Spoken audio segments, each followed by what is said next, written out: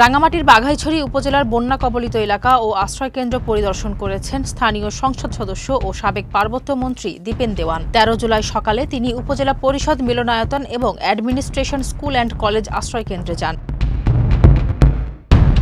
এ সময় তিনি আশ্রয়কেন্দ্রে অবস্থানরত বন্যা দুর্গত মানুষের সঙ্গে কথা বলেন এবং খাদ্য ও নগদ অর্থ সহায়তা প্রদান করেন। পাশাপাশি ক্ষতিগ্রস্তদের পুনর্বাসনের জন্য ঢেউটিন ও ত্রাণ সামগ্রী বিতরণ করে সব ধরনের সরকারি সহায়তার আশ্বাস দেন। বেড়িবাঁধ দেওয়ার দরকার আছে, পানি সম্পদ মন্ত্রণালয় এটা দেখাশোনা করবে। আর বাকি হচ্ছে এখানে অনেক ক্ষতিগ্রস্ত পানির কারণে কিনা অনেক ক্ষতিগ্রস্ত দোকানপাট ঘরবাড়ি ক্ষতিগ্রস্ত হয়েছে। আমরা এগুলো অ্যাসেসমেন্ট করতেছি যে যা সুবিধা মতো, যেমন অনেকে ব্যাংক থেকে লোন নিয়ে ব্যবসা করতেছি দোকানপাট, এদের আমরা সহানুভূতির সাথে বিবেচনা করবো। আর যেগুলো বাসাবাড়ি ক্ষয়ক্ষতি হয়েছে এগুলো আমরা পর্যবেক্ষণ করে এগুলোকে যতটুকু সম্ভব সরকার কিন্তু সহযোগিতা করবে।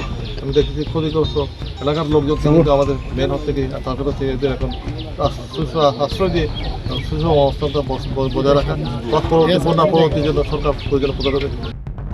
রাঙ্গামাটির বাঘাইছড়ি থেকে মোহাম্মদ মহিউদ্দিনের পাঠানো তথ্য ও চিত্রে ফারজানা হাসিন, মানব কণ্ঠ ডেস্ক।